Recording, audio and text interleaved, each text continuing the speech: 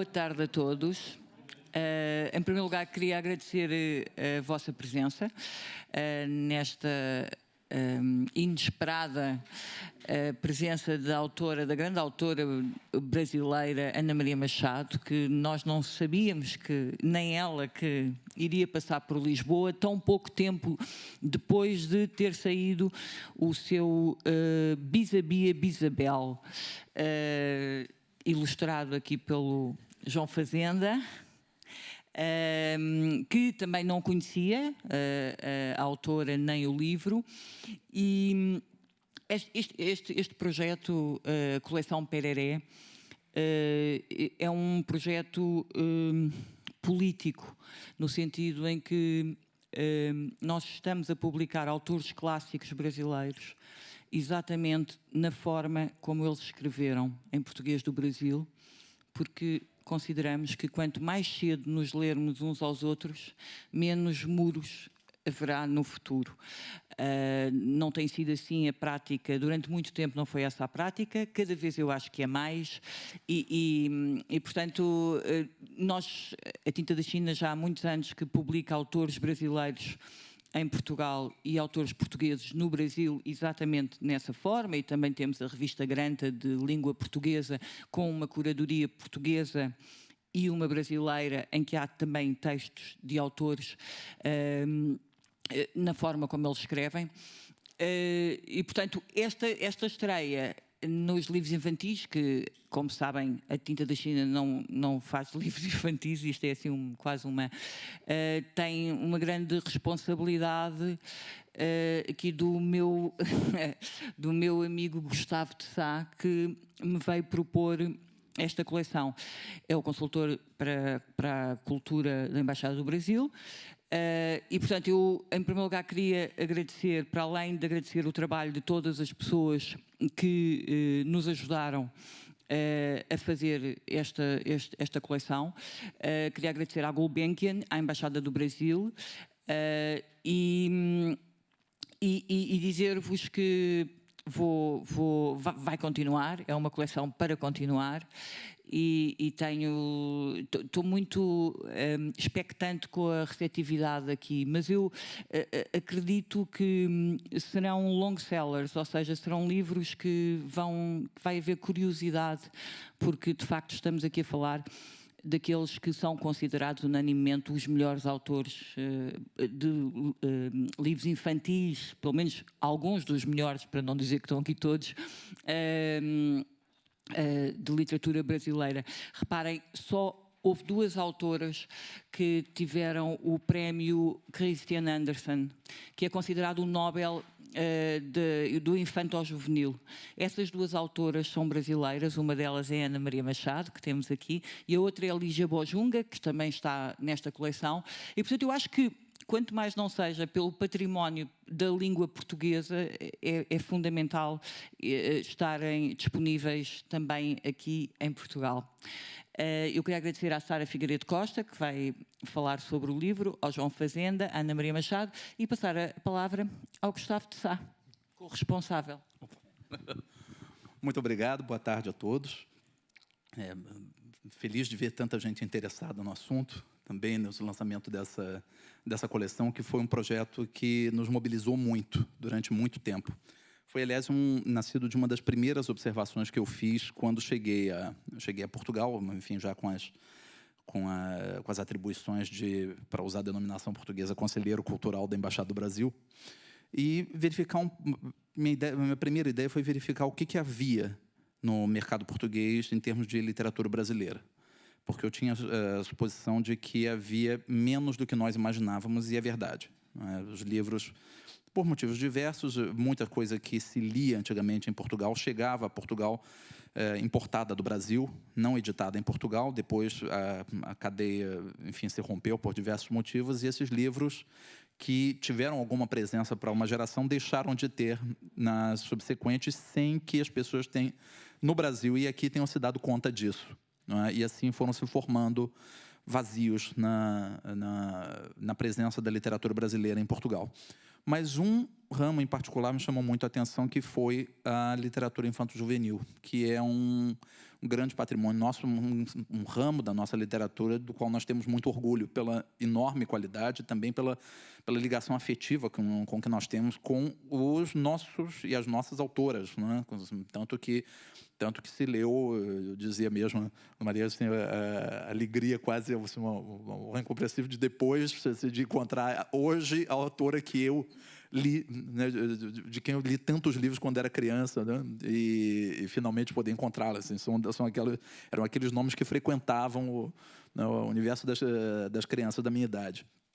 E não encontro no Maria Machado, não encontro Lígia Bojunga, não encontro Monteiro Lobato, não encontro Ziraldo. Como é possível uma coisa dessas, não é? E nessa pesquisa, uma pesquisa que foi avançando em vários campos, foi ficando cada vez mais claro para nós que o obstáculo era, curiosamente, aquilo que dizem que nos une, que é a língua. Não é? Então ficou, quer dizer, foi um período de, vamos dizer, de gestão da perplexidade, né, de perceber que nós temos relações históricas, políticas, pautadas sempre por esse discurso da língua comum, né, é o nosso traço, é o nosso destino, nós falamos a mesma língua, para usar uma expressão mais coloquial brasileira hoje, só que não. Não é, na verdade, não é bem assim. Temos a mesma língua, mas não é bem a mesma, não falamos, mas nem tanto, mas pode falar, mas escrever já não, isso não se lê bem aqui, isso não se lê bem, não se entende ou não se percebe, e assim vamos, né? E, ao mesmo passo que eu já sabia, vários, né, que editoras mais recentemente pararam com a que nós consideramos a má prática de adaptar os textos, né, para uma variante em qualquer direção. Tá? E Bárbara sempre muito presente, né, publicando os brasileiros na versão original, sem traduzir do português para o português. Não é?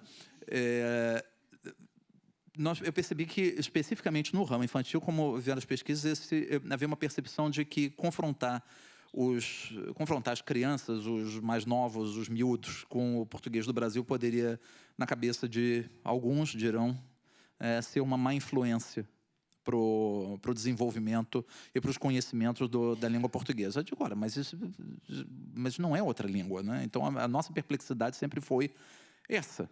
Não é? E da mesma forma que há expressões regionais em cada país e que nós respeitamos e que nós entendemos, e dentro do Brasil, dentro de Portugal, e com todas as variedades que temos dos países africanos de língua portuguesa, por quê? Por quê? E por que poupar, sobretudo, por que fechar esse mercado justamente às crianças, não é? Justamente aos mais novos, um ramo onde há um imenso patrimônio de língua portuguesa, de produção de literatura para crianças de língua portuguesa no Brasil, por os motivos que Bárbara assim, já usou para exemplificar, mas realmente houve uma produção sempre muito, muito intensa, um volume extraordinário de autores produzindo constantemente para crianças, com muita qualidade também, e era meio surpreendente que essa produção não chegasse a Portugal e que o motivo para isso não chegar a Portugal fosse a língua, que supostamente essas crianças falam da mesma forma que eu falava quando lia esses mesmos livros. E é na origem que nós precisamos construir essas pontes, nós precisamos, então, conscientizar que nós temos esse grande patrimônio que está sendo negado a um público português por conta de uma ideia de que isso não é, né, de que ele não é escrito na mesma língua que se fala aqui. É tudo absurdo demais. É tudo absurdo demais. Então, foi uma grande alegria ter encontrado a Bárbara uma vez, enfim, também nessas primeiras conversas exploratórias, que, conhecendo, fui um dia à sede da editora conversar com a Bárbara, ver o que poderia ser feito em termos de literatura brasileira. Olha, já fazemos muito, e publicamos, e de fato temos mais uma série, os melhores deles todos, mais uma, né? Mais uma série de literatura brasileira recente, né, que é sob os auspícios da Tinta da China, e falo muito de vários clássicos, e lá pelas tantas começo a falar da literatura infanto-juvenil brasileira, acho que com entusiasmo crescente. E depois de umas 3 horas na editora, a Bárbara disse, eu faço. Aí eu disse, mas você disse que não faz literatura infanto-juvenil. Eu digo, não fazia. não fazia. Então, vamos fazer, e eu quero fazer esses os autores, e pronto. E foi muito bonito ver a própria Bárbara descobrindo os autores, descobrindo esses livros, e o entusiasmo dela de, olha, realmente, nós precisamos que esse entusiasmo se espalhe ainda e sem medo dessa língua que, afinal, nos une, que ela é comum, e ela é comum com suas diferenças. E nós precisamos, cada vez mais, ter presente isso, né? O português do Brasil é tão português quanto o de Portugal, quanto o de Angola, quanto o de Moçambique, Cabo Verde, e todos os outros países, né, de língua portuguesa. E o português vive dessa riqueza e dessa diferença. E não há nada, mas assim como eu li inúmeros livros portugueses no Brasil, me bastava abrir e encontrar um Antônio com acento agudo e não com circunflexo, que me bastava para dizer, bom, ou uma coleção, né, ou um facto, e dizer, o que bastava para dizer, ok, esse é o português de Portugal, mas nada que me fizesse fechar o livro, nada que me fizesse dizer que não entendia ou que isso era inviável. E nós temos a plena convicção de que é a mesma coisa, e que isso pode, além da qualidade da literatura, ainda despertar a curiosidade dos menores pelo que é o Brasil, pelo que é o irmão do outro lado do Atlântico, que supostamente, aliás, oficialmente, fala a mesma língua, não é? E a curiosidade de dizer, mas é assim que falam lá? É. E é bom que seja assim. E eles falam, e essa palavra de lá também é sua. Também é sua. Né? Os paralelepípedos, que aqui eu já não me lembro qual é a tradução que encontraram, que eu já não me lembro, mas, enfim, um outro episódio. Enfim, todos esses termos que são nossos e são brasileiros, são portugueses, são de todos. O nosso patrimônio é maior porque ele é a soma de todas essas variantes. E então, esse projeto, além de ser um projeto literário, de médium, muito bonito, ele é um projeto político nesse sentido, porque nós queremos levar à frente esse discurso de união real. Nós queremos que essa união, essa língua que nos une, realmente seja uma língua que nos une. Mas não é pela imposição de uma variante ou de outra, é pelo reconhecimento de todas as variantes entre si, o reconhecimento da riqueza que faz essa língua, e que faz essa língua ser falada em todos os continentes, com tanta variedade, de um patrimônio que é comum de todos nós. Essa é um pouco a ideia, e isso se aprende desde cedo, é o que nós esperamos. Muito obrigado. Passo aqui para a Sara comentar o livro.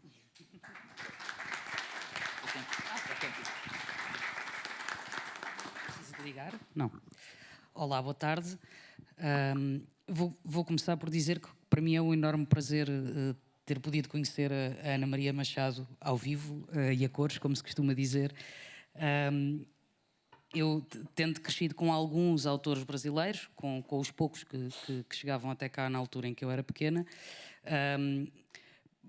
muitos outros desta leva que nós chamamos infanto-juvenil, que é uma categoria um bocadinho discutível, ou muito discutível, fui conhecendo mais tarde, quando comecei a escrever um pouco mais a sério sobre livros ditos infanto-juvenis, e é aí que conheço alguns livros da Ana Maria Machado, mas curiosamente este nunca tinha tido a oportunidade de ler, portanto li-o quando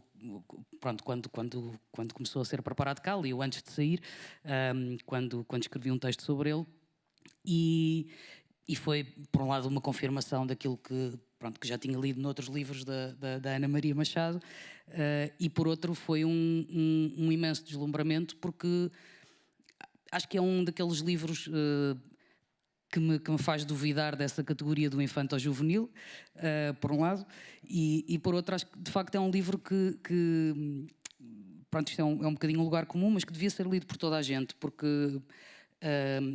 a forma como aborda esta relação que nós temos com a passagem do tempo e com as pessoas que nos antecederam e que nós, em alguns casos, não conhecemos, não é? Eu não sei se toda a gente conhece o livro, eu não vou fazer um resumo, mas vou dizer que há um elemento importante neste livro, que é uma fotografia de uma bisavó da personagem central.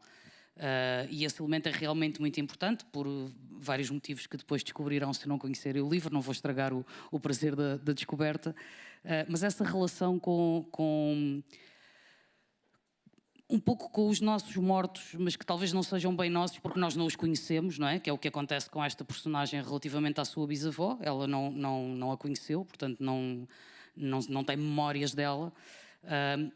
E o que acontece ao longo desta narrativa é que ela vai ganhar essas memórias. E isso é contado de uma forma exímia, de facto, porque isso é um pouco o que nos acontece, ou que nos vai acontecendo a todos ao longo da vida, se calhar de uma forma mais intensa quando topamos com essas fotografias dos nossos bisavós, trisavós e tal, os que temos a sorte de ter, não é? Porque nem todas as famílias...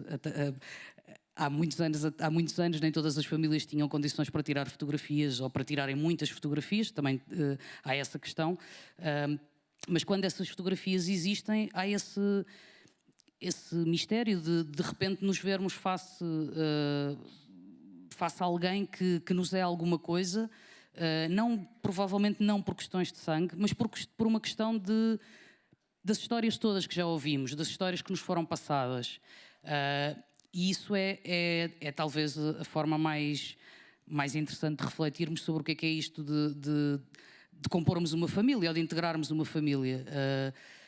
Que na verdade, pronto, às vezes calha que também passa pelas relações biológicas, mas na verdade talvez passe sobretudo pelas relações narrativas, pelo facto das pessoas contarem histórias umas às outras, aos filhos, aos netos, falarem daquele bisavô meio doido que fazia isto ou aquilo, ou daquela tia-avó que um dia fugiu com o circo, ou bom, enfim, não precisam de ser histórias tão entusiasmantes, às vezes são um bocadinho mais corriqueiras, mas são essas histórias que nos constroem e que nos colocam no mundo com essa necessidade de olharmos para o tempo, para um tempo que já não é o nosso, mas que passa a ser o nosso quando nos enfrentamos com ele.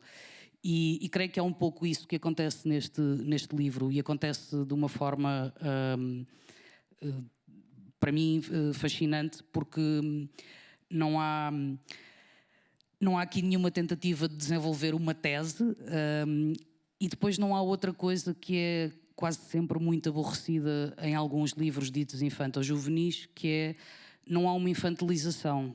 E isso é uma coisa que eu já tinha verificado noutros livros da Ana Maria Machado, e que felizmente se verifica em muitos livros de autores brasileiros e não só, mas que por outro lado às vezes não acontece em alguns livros ditos infantis e juvenis, e normalmente o facto de não existir essa infantilização é o que faz, é o que permite que um livro dito infanto-juvenil sobreviva no tempo, não é? Na maior parte dos casos. Portanto, esta ideia de não fingir que as crianças, de fingir que as crianças não percebem as coisas, não percebem que o tempo passa, não percebem que as pessoas morrem, todas essas coisas que normalmente se tentam ou esconder ou pelo menos amenizar, elas são faladas neste livro, mas não de uma forma brusca. Isto não há um livro para assustar crianças. Não, as crianças que vão ler este livro não vão ficar com uma crise existencial, não tenham medo se não conhecerem. Mas de facto não há essa infantilização, ou seja, as crianças têm a noção, veem o mundo à sua volta, não é? Se calhar já perderam alguém da família, ou têm colegas a quem isso já aconteceu, ou perderam animais de estimação, ou simplesmente são despertas para o mundo e têm a noção de que o tempo passa e que nós não estamos cá sempre, e que antes de nós estiveram cá outras pessoas, e quando nós não estivermos, outras vão de estar. E creio que este é o coração deste livro. Não sei, é um pouco arriscado dizer isto ao pé da autora, porque de repente ela pode dizer que não é nada, mas pronto, foi assim que eu o li. E fico muito feliz que 40 ou 40 e poucos anos depois, já não tenho a certeza, mas 40 seguramente, depois da publicação original, portanto a publicação no Brasil, finalmente tenha chegado a Portugal. E por outro lado fico bastante infeliz porque eu gostava muito de ter lido este livro quando era criança, e sinto agora que fui privada de uma obra que seguramente eu teria apreciado e provavelmente ter-me feito ver o mundo de forma diferente, e já não vou a tempo de fazer isso. Portanto, espero que as crianças que agora puderem deitar a mão à Bisabia, a Bisabel, que o façam com alguma urgência, porque é de facto um livro que nos permite desconcertar-nos por um lado e por outro lado apaziguar-nos com esta com esta coisa que constatamos e da qual não podemos fugir, que é o tempo passa. E se não podemos fazer nada quanto a isso, mais vale pensarmos no assunto e tentarmos encontrar formas inteligentes de nos relacionarmos com essa passagem. Não vou falar sobre as ilustrações, porque temos aqui ao lado o ilustrador e, portanto, ele dirá coisas muito mais interessantes que eu sobre o assunto. Portanto, vou passar a palavra ao João Fazenda. Muito obrigada.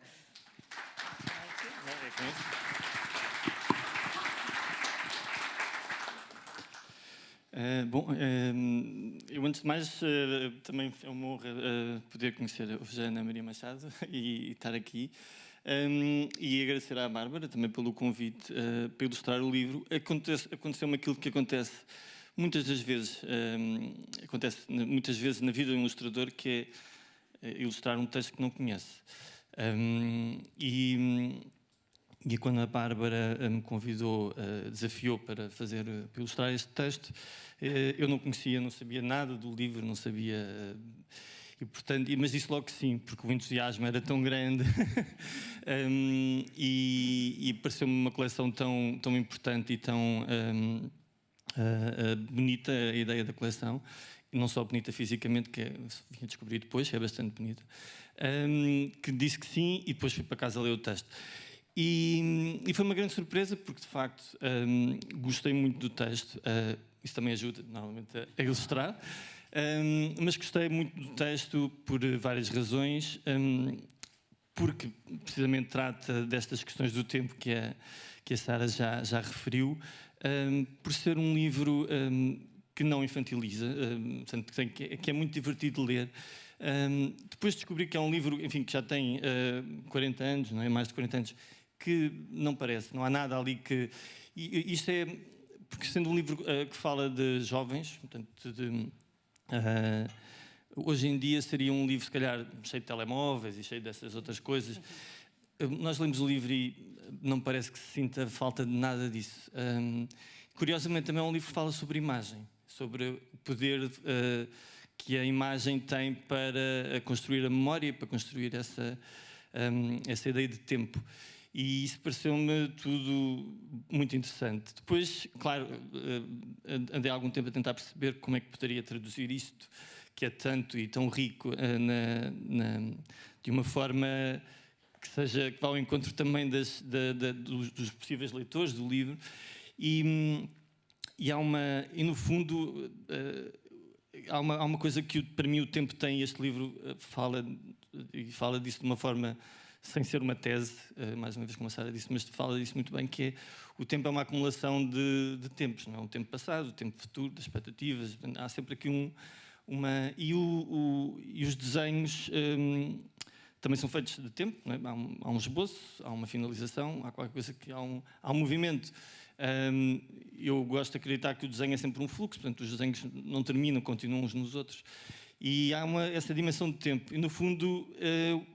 o trabalho de ilustração aqui foi tentar encontrar uma forma de que a própria imagem sugira essa construção, onde há de facto uma espécie de esboço. As imagens têm assim um ar assim, às vezes meio inacabado, mas tem muito a ver também com a memória. Nós às vezes lembramos de umas coisas, outras estão em esboço, outras têm mais pormenor. A fotografia faz isso muito bem, mas isto traduzido visualmente pareceu-me uma maneira interessante de ir ao encontro deste livro tão rico e com tantas leituras possíveis. E, portanto, espero... já sou... A autora disse-me que tinha ficado contente com as ilustrações e eu fiquei mais aliviado. E espero que o livro agora corra muito bem e que a coleção continue também. Então, obrigado.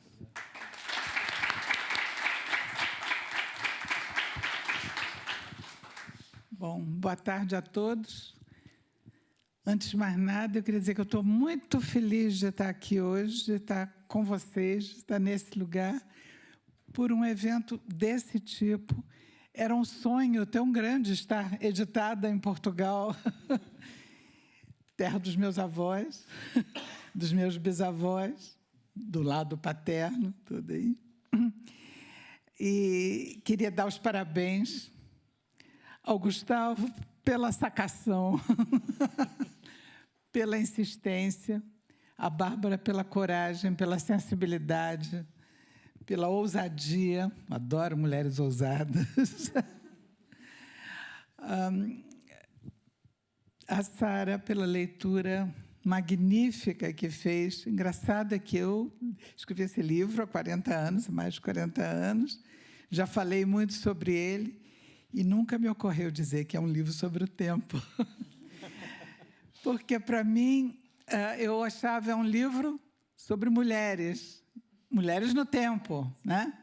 O papel da mulher na sociedade, essas coisas assim. Mas, realmente, é um livro sobre o tempo. Você tem toda a razão.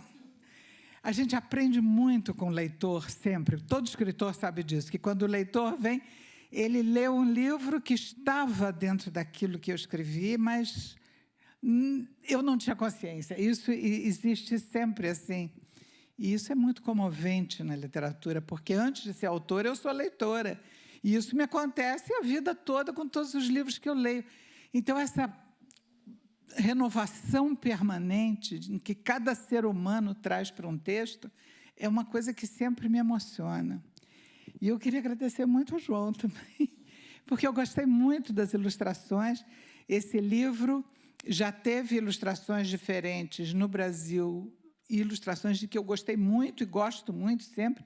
E ele foi muito traduzido e teve muita sorte. Eu tive muita sorte com ele. As ilustrações em todo canto são muito boas, eu gosto muito. Então, eu não tive... Eu já sabia que ia dar certo, porque eu acho que esse livro tem um lado abençoado por aí. Ele me mostrou por quê? Porque o livro trabalha com a imagem. O livro parte de imagens, embora esteja em palavras. Então, um bom ilustrador capta isso imediatamente, a dimensão do tempo, e que o tempo vem pela imagem. Ele não chega por palavras soltas, ele chega às personagens por uma imagem, né? E por imagens variadas, ele se projeta para o futuro, para imagens que ainda não existem, em um sistema que ainda não se sabe se vai ser inventado ou não, mas que está aí como um desafio para o ilustrador que chega e encontra esse desafio posto. Então, acho que isso tudo, eu começo essas palavras aqui com um testemunho da minha alegria, da minha gratidão a todos vocês aqui nessa mesa, além de por tudo que fizeram antes, mas a presença aqui. E é engraçado porque um livro nasce de coisas tão pequenas. A gente não sabe em que vai dar, né? Quer dizer, quando ele é gerado. Eu queria, nesse momento, quando eu escrevi esse livro, em torno a 81, eu só tinha 2 filhos ainda, e eles não tinham conhecido as minhas avós. E eu gostava de contar casos das minhas avós para eles, dos meus avós. Dos meus avós, não sei se diz aqui, no Brasil é avós, é um exemplo de que o feminino manda nesse aí, mas... mesmo a gente falou, meu avô, os meus avós.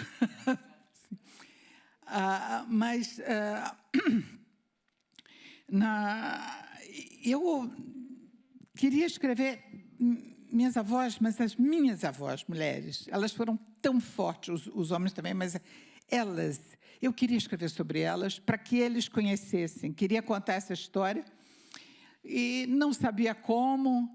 Foi um momento em que eu estava especialmente preocupada com minha irmã, Beatriz, que tinha acabado de ser diagnosticada com uma condição de saúde delicada, e eu carregava aquilo dentro de mim o tempo todo, então eu queria escrever da vovó, mas só me vinha Bia. E essa mistura de sentir que dentro de mim estava ao mesmo tempo minha avó e Bia, fez criar essa bisabia meio mítica, que é o que começa o livro, como se a primeira ilustradora captou isso tão bem, a Regina Holanda, quando fez Olhando por um Buraco da Fechadura, sabe? Vou lhe contar um segredo de que ninguém desconfia, e ela desenha a primeira página dentro de um buraco de fechadura. É que Besabia mora comigo dentro de mim mesmo.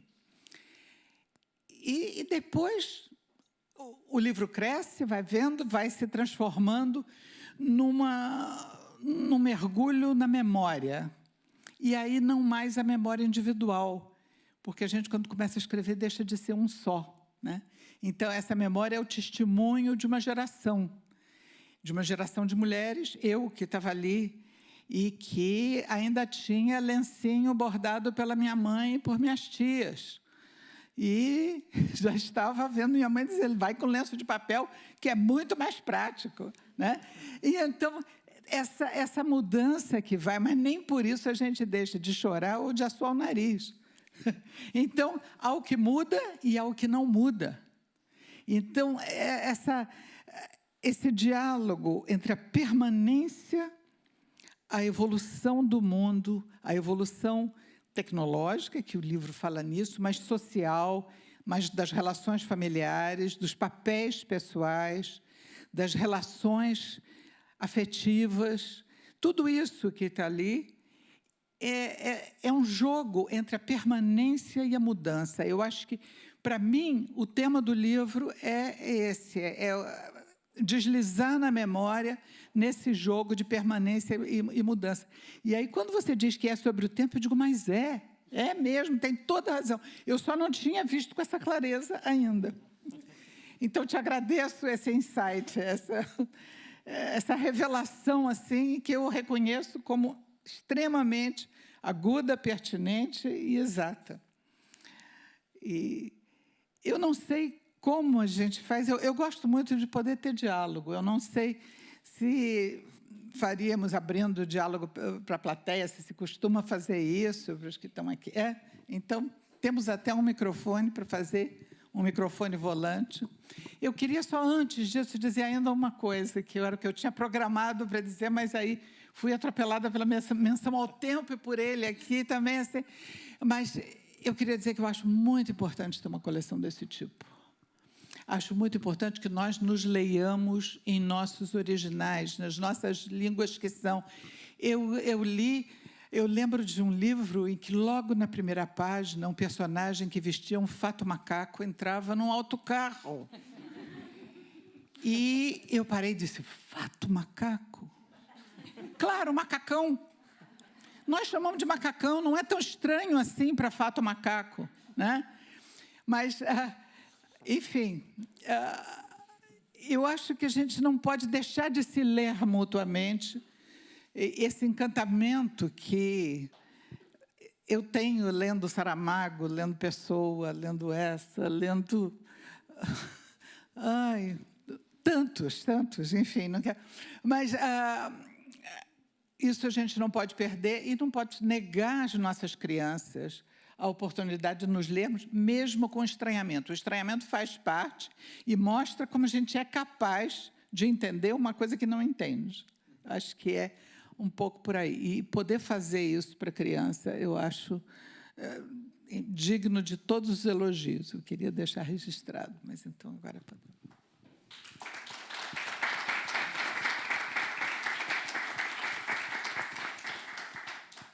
Se alguém quiser fazer uma pergunta...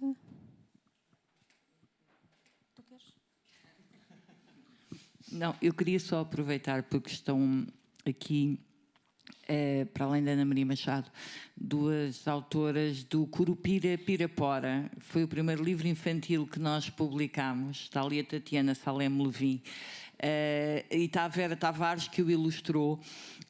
E nós publicámos em 2009, em Portugal e no Brasil, este livro. E, na altura, o Curupira é uma figura mítica também do folclore brasileiro. Claro que eu não sabia o que era um curupira, óbvio, não é? E quando a Tatiana me deu o texto para ler e deu à Vera para ilustrar, é óbvio que a Vera teve que fazer muitas pesquisas, e eu lembro-me também o que é um curupira.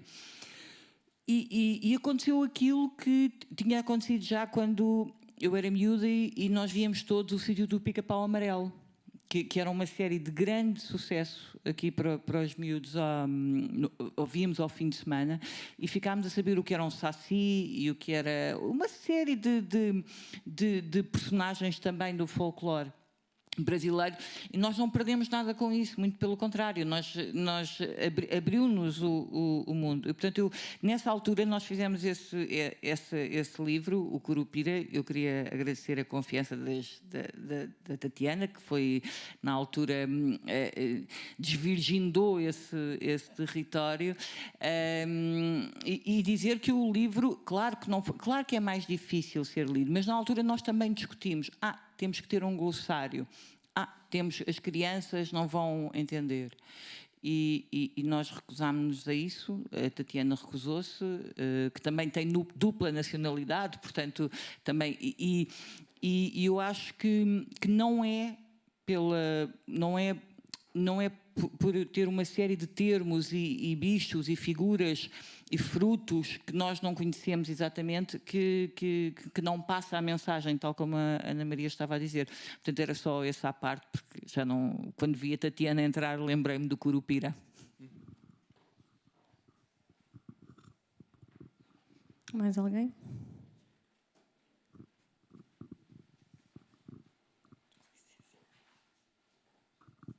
Olá, boa tarde a todos, boa noite. Bom, eu vou tentar concatenar as minhas ideias, para não ficar tudo muito bagunçado.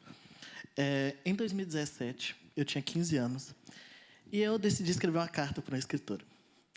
A escolhida da vez foi Ana Maria Machado, porque quando eu tinha uns 7 anos ou 8, trabalharam o Menino Bonito do Laço de Fita na minha escola, e eu tinha uma lembrança desse livro. E, na época, a minha escola tinha pouquíssimos livros.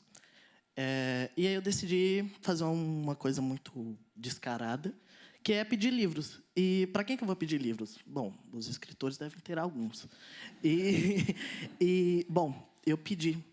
E uma pessoa que comprou muito essa minha ideia foi a Ana Maria, que mandou...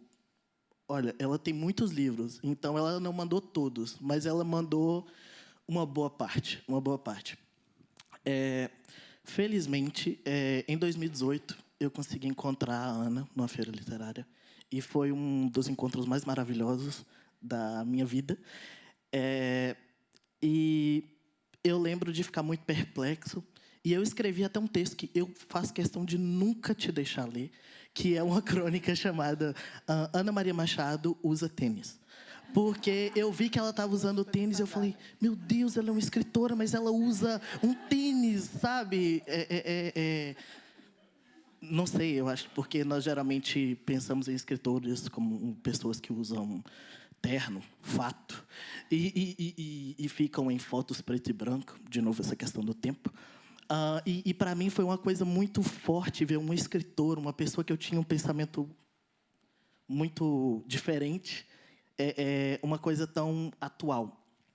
E, enfim, desde então, eu consegui ter um contato, através de e-mails, cartas e tal, com a Ana, que me deixa muito, muito contente, porque, enfim, existem diversos casos de pessoas aspirantes a escritores e escritores que escreveram para outros escritores quando eram jovens. Se não me engano, o Fernando Sabino escreveu para o Mário de Andrade. Foi o Mário de Andrade? Eu creio que sim.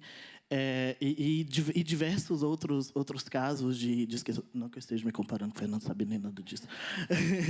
Mas eu acho muito forte quando a gente tem uma palavra de força de alguém que a gente admira. E a Ana Maria teve isso também com o Rubem Braga, pelo que eu me lembro do livro dela, Uma Força Estranha, ou Essa Força Estranha. Eu estou um pouco nervoso. Mas, então, eu gostaria de agradecer muito a Ana.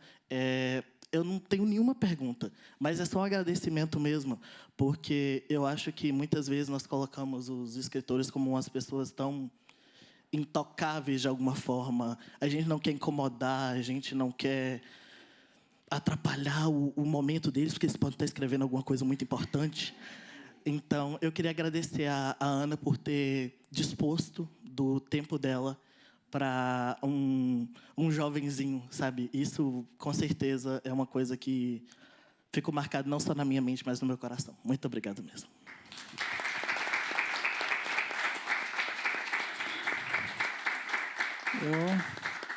Eu agradeço muito suas palavras. Ele não disse que, quando ele foi me ver numa feira literária, ele morava em Ipatinga, entrou num ônibus, viajou 9 horas e foi a Araxá, onde era a feira literária. E apareceu lá, eu sou aquele menino que lhe escreveu. Então, por isso, depois, quando ele veio para Portugal e me disse que estava aqui hoje, eu vim para aqui, eu fiz questão de falar com ele. Eu vou estar lá, se você puder. Mais alguma pergunta?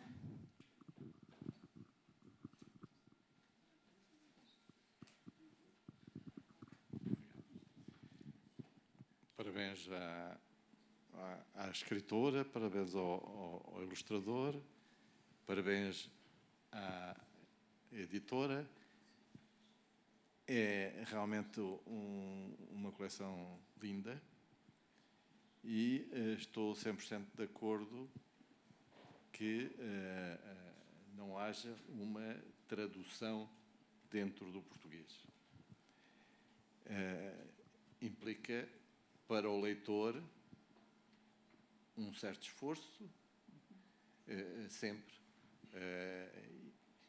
Hoje, esse esforço até está facilitado, porque se a criança não percebe, pergunta ao pai, e o pai pode puxar do telemóvel e ver o que é que significa aquela expressão. De forma que hoje está tudo muito mais facilitado nesse aspecto. E é incompreensível que dentro da nossa língua haja traduções. Eu não me apetecia nada ler um livro de um autor moçambicano, como o Mia, e traduzido, quer dizer, para a nossa maneira de falar aqui. Portanto, há uma vivência toda naquela escrita que nos é transmitida pelo autor, como ele a sentiu, e é isso que nos interessa. Portanto, é entrar dentro do seu mundo, não é?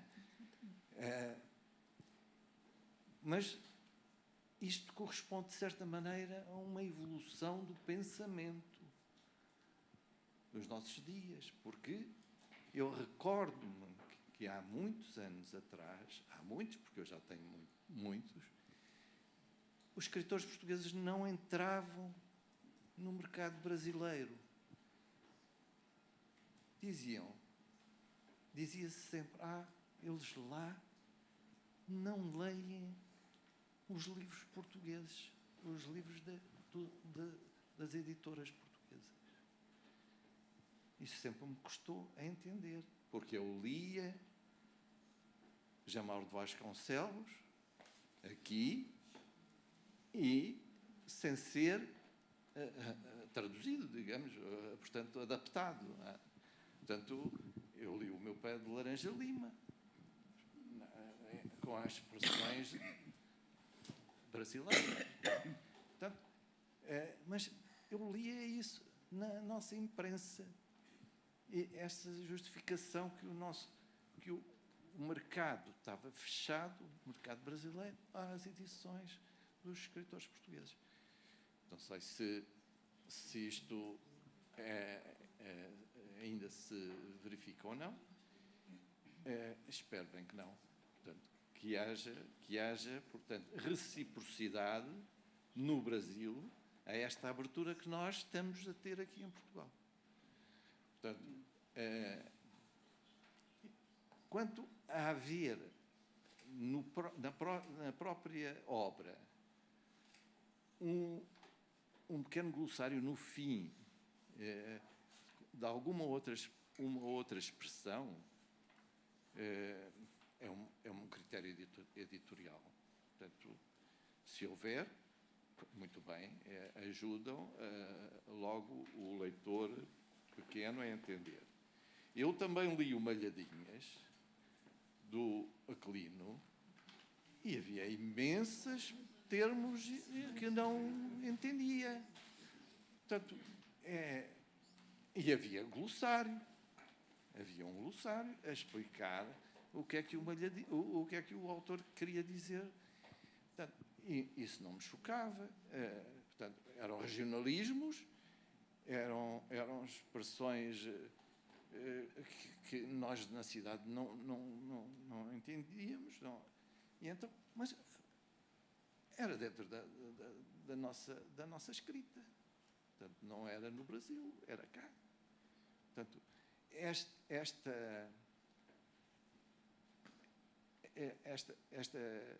percepção da leitura existe sempre um esforço. Nós, como leitores, nós temos que entrar naquele mundo e é bom que façamos esse esforço. Eu estou perfeitamente encantado com este entendimento, porque acho que é uma evolução. E dou os parabéns por isso à editora e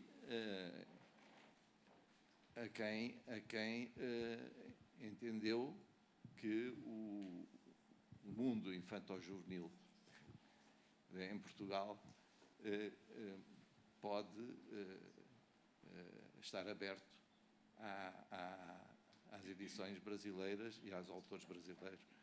Portanto, eu fico encantado que essa colaboração do meu filho com a autora se tenha realizado e que ela tenha gostado. Obrigado.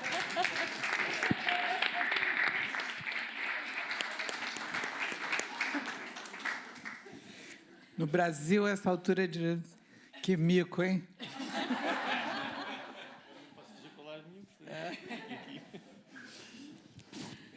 Temos aqui mais uma pergunta.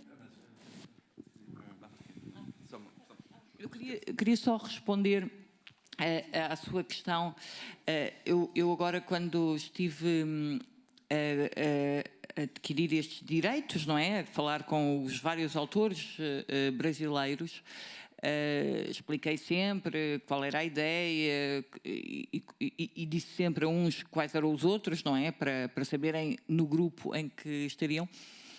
E houve uma editora que me disse, em relação ao Ziraldo, que me disse, mas você tem que adaptar.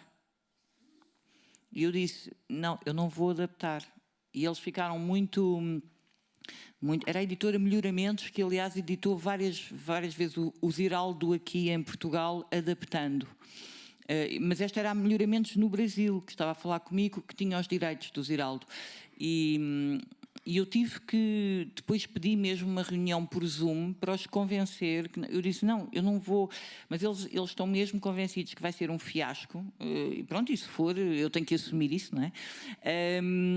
Porque me pediram ainda para adaptar. Disseram, você tem que adaptar, senão as crianças não vão entender. Era só para lhe responder que ainda hoje há um mundo que ainda funciona assim. Eu quero dizer o seguinte, as crianças portuguesas, hoje, os miúdos, estão assistindo pela televisão, e os adultos também estão muito mais acostumados a ouvir o português do Brasil, mais do que as nossas crianças acostumadas a ouvir o português de Portugal. E eu tive uma livraria infantil que, durante muito tempo, a livraria ainda existe, eu é que não estou mais lá, mas, enfim, durante 18 anos eu gerenciei, eu fundei e tive essa livraria infantil no Brasil.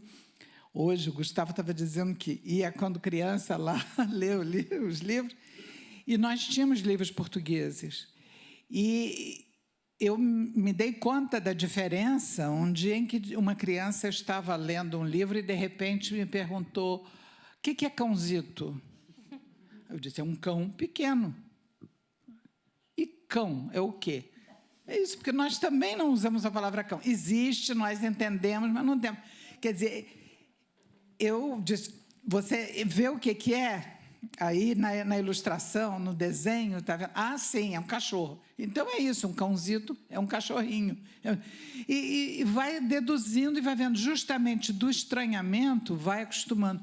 Depois, com televisão, é mais fácil para as crianças daqui acostumar do que para as nossas lá, porque os programas de televisão portugueses não chegam ao Brasil com a força e a potência que chegam os brasileiros aqui. Mas se as crianças podem assistir, se assiste normalmente a tanta coisa na televisão, pode-se ler também do Brasil muita coisa. Acho que é uma aposta que faz sentido.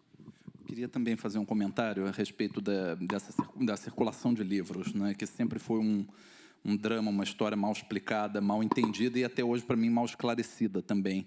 Né, porque há vários, eu sempre disse que trabalho da nossa perspectiva, trabalhar em Portugal é extremamente difícil, né, ao contrário do que pode parecer. É muito difícil porque é próximo demais, e com um livro que está muito próximo dos olhos, nós não conseguimos ler, não é? E eu acho que é uma imagem um pouco assim, que me persegue todos os dias, porque nós temos todo momento uma impressão de que nós estamos muito presentes e no meio dessa imagem de total presença aparecem buracos completos, não é? Coisas que existem ou coisas que não chegam, ou o contrário também.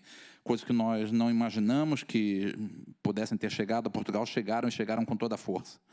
E é muito difícil separar, muito difícil entender exatamente onde que é necessário agir. Sobretudo porque também já houve, né, também esses fluxos já foram diferentes no passado. Não é?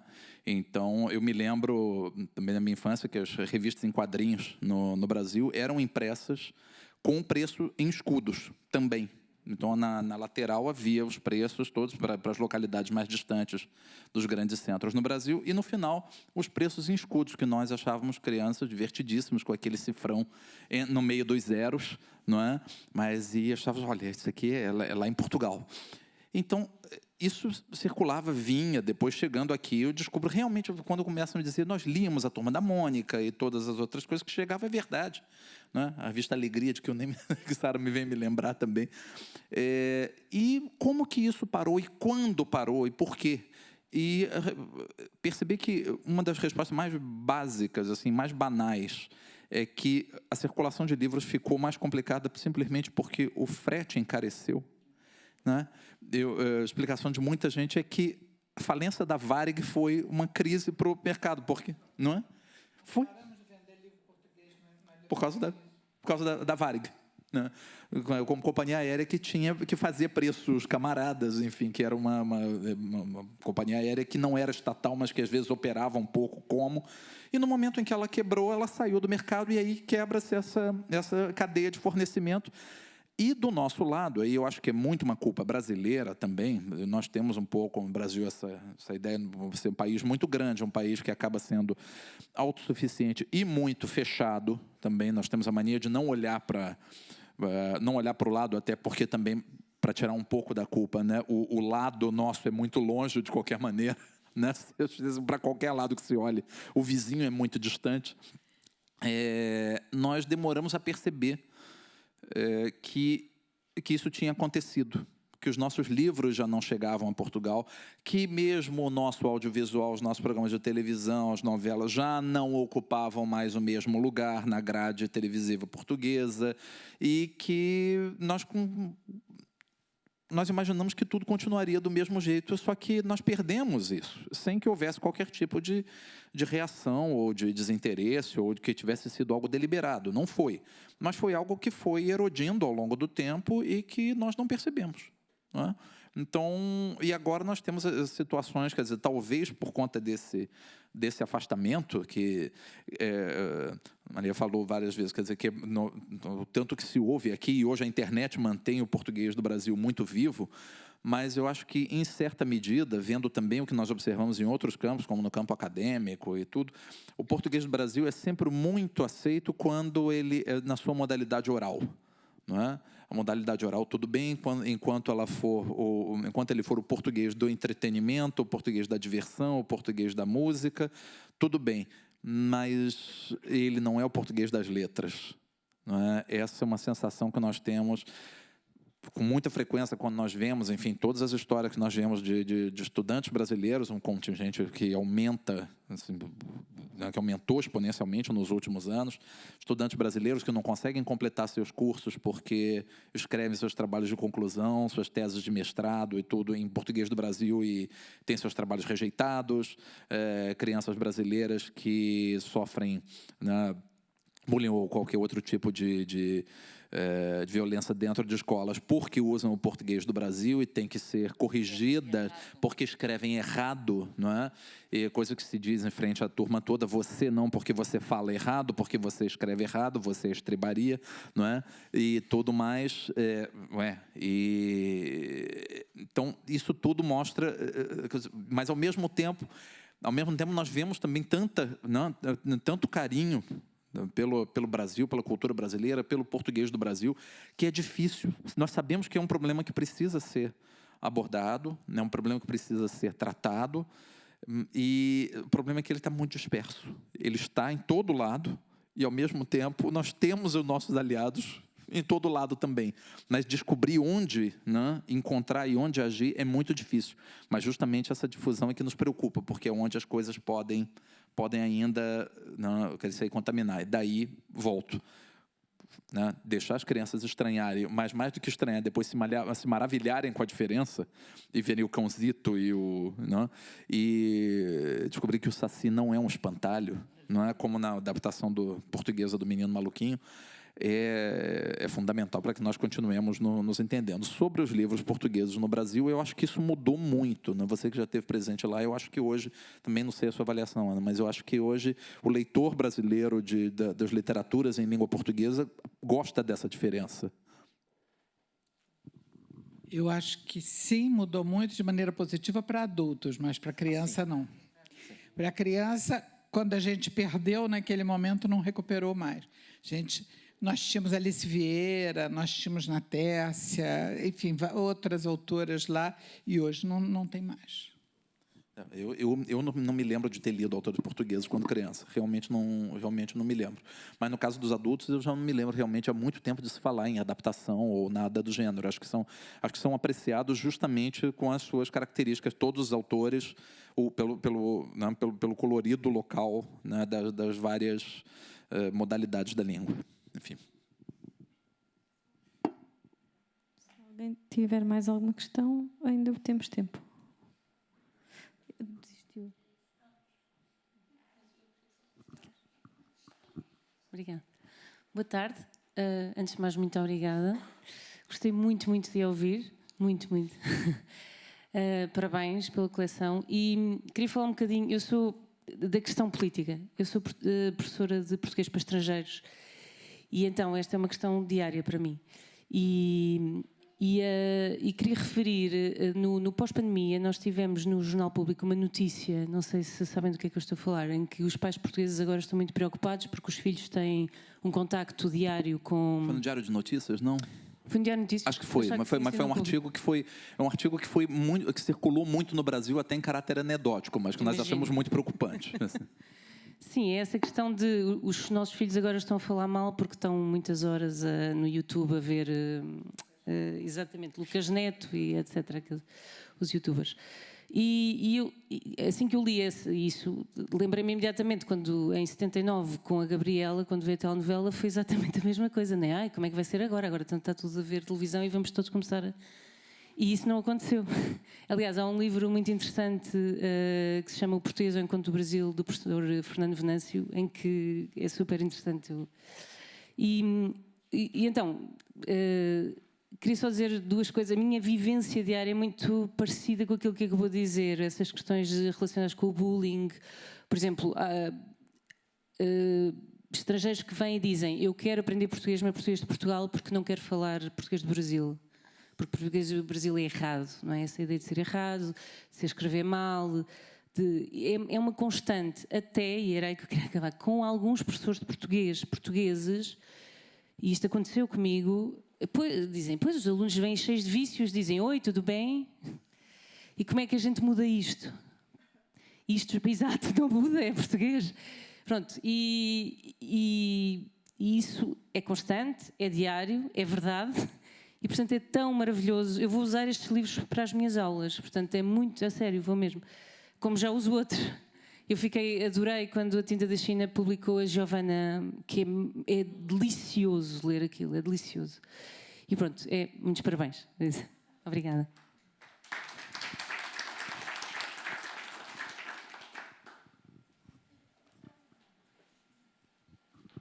Não vou fazer nenhuma pergunta, mas só continuando essa questão política, porque o meu filho faz terapia da fala, que é fonoaudióloga, com uma brasileira, e ela estava me contando que tem um grupo enorme de terapeutas da fala brasileiros aqui que não conseguem validar o diploma porque não passam na prova de português. É uma coisa assim completamente absurda. E agradecer também a presença da Ana Maria Machado, que eu aprendi a ler, sempre falo isso nas minhas entrevistas, aprendi a ler com a coleção Mico Maneco, da Ana Maria Machado, li muito Ana Maria Machado na vida, e quando a Bárbara, eu tenho tido reuniões com ela por outros livros, e ela me perguntou, o que esses livros significam para você? E falou dos livros da coleção Pererê, eu falei, nossa, são todos fundamentais, assim, na minha vida mesmo, né? Eu acho que a Bárbara escolheu muito bem. Até tenho curiosidade de saber quais são, se já tem os próximos. Então vá. Tenho a oportunidade de dizer quais são os próximos 5. Sai em outubro, portanto, em outubro saem mais 5 por aí. E será O Menino Maluquinho do Ziraldo, em português, tal como ele escreveu. Será A Arca de Noé, do Vinícius de Moraes, a História de Dois Amores, do Carlos Drummond de Andrade, com ilustrações do Ziraldo. Portanto, o Ziraldo já está a ganhar 3-1 a todos os outros. E depois 2 autoras brasileiras, a Ruth Rocha com o Marcelo Marmelo, ou Marmelo Martelo, pronto, eu nunca sei bem, e a Marina Colasanti com 12 Reis e a Moça no Labirinto do Vento. Portanto, esses são os próximos, os 5 seguintes, e depois logo vemos. Mas eu gostava muito de continuar a publicar, até porque foi muito difícil, para mim, foi muito difícil, por exemplo, Ana Maria Machado, eu tive, tal como a Lígia Bojunga, eu li vários livros delas, eu tinha que escolher um para introduzir, e foi muito difícil para mim, porque eu queria ter uma representatividade de vários autores, mas estou fascinada com a literatura falsa, infanto-juvenil, como a Sara diz. Em relação, também há outra questão que eu acho que era importante também abordar, porque também há uma postura da editora em relação aos textos dos autores. Nós não mexemos nos textos dos autores, nomeadamente no Monteiro Lobato, que tem sido muito adaptado no Brasil em muitas edições. A neta do Monteiro Lobato quis que eu publicasse a versão dela destas histórias, mas de facto isso para mim, enquanto editora, não faz sentido. Faz sentido que haja um sentido crítico quando estamos a ler os textos, que os questionemos, mas para mim não faz qualquer sentido estar a publicar um texto que não foi aquele que o autor escreveu. Portanto, a edição que nós fizemos do Monteiro Lobato é de 1947, a última em vida dele, portanto foi a última que ele autorizou. Mas também é uma questão, e a Ana Maria inclusive escreveu um artigo recentemente na Piauí sobre isso, sobre as adaptações que estão a ser feitas nos livros, nomeadamente nos infanto-juvenis, não é?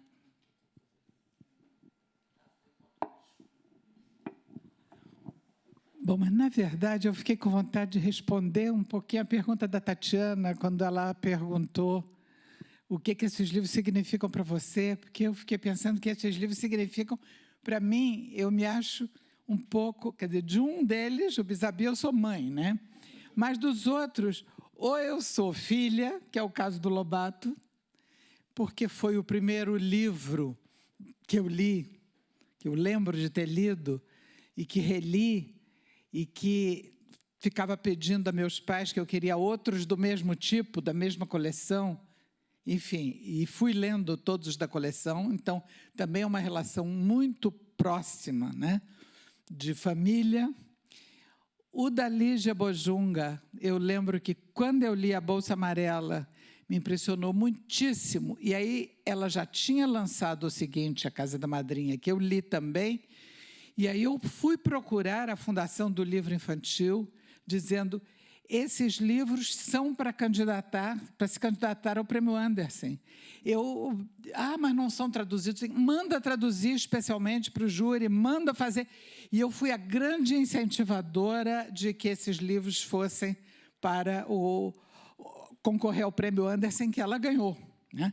Então, eu me sinto madrinha desses livros, como eu me sinto totalmente, sou confessadamente madrinha do Chapeuzinho Amarelo, que o Chico nunca, no primeiro momento, não pensou em publicar esse livro, era uma história que ele contava para as filhas, em casa, assim, e quando a editora, a primeira editora, a Donatella Berlendes, que era muito minha amiga, quis fazer um livro infantil, ficou pensando, ela disse, mas eu quero uma coisa diferente de alguém novo, que tenha talento, mas que nunca tenha publicado. Eu acho que o Chico deve ter, porque ele deve botar as filhas para dormir contando história, foi assim. E aí ela foi procurar o Chico, e ele disse, não, tem uma história que eu conto para as meninas, mas eu não sei se está boa, se vai publicar, se tem... Ela disse, me dá que eu decido. Ele disse, não, eu mando para a Ana Maria, se ela achar que pode publicar, a gente publica. E aí ele me mandou, claro, era perfeita, a história estava pronta, não tinha nada para mudar. Aí eu disse, tá bom, publica, mas tem uma condição, lança na Malazarte. Eu estava abrindo a minha livraria, tinha 3 meses de aberta a livraria, deu um engarrafamento na Gávea, Jardim Botânico, e final para todo mundo, para ver o lançamento do Chico, levou horas que ele não... Ele dizia, estou cansado, a Marieta dizia assim, ajoelhou, tem que rezar, assina, malandro! E era assim. Enfim, sou muito madrinha desse Chapeuzinho Vermelho, e eu fui ao lançamento do Flicts, em 1969. Quando eu tenho, da primeira edição, fui lá do meu amigo Ziraldo, que é meu amigo de muitos anos. Então, realmente, eu me sinto muito próxima dessa coleção toda. E, com isso, queria registrar.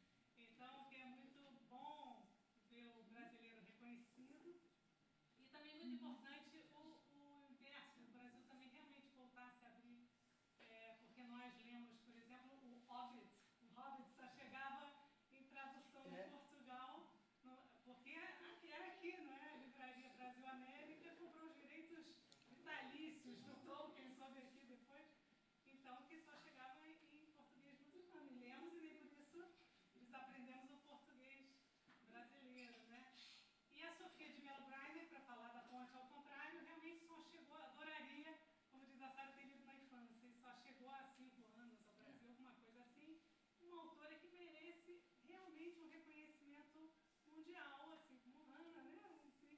E que às vezes a literatura brasileira demora muito para atravessar.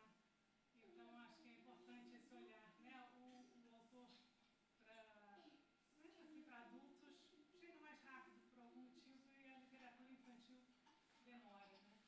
Mas que bom que está se fazendo essa ponte. Parabéns.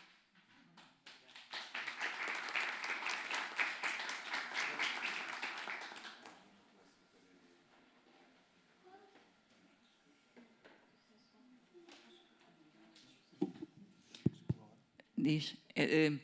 Bem, não havendo mais questões, a Ana Maria não se importa de assinar uns livros. Não? Então pronto. Então, Ana Maria... E João, também assinas? Tá, então pronto. Muito obrigada. Obrigada a todos pela presença. Muito obrigada.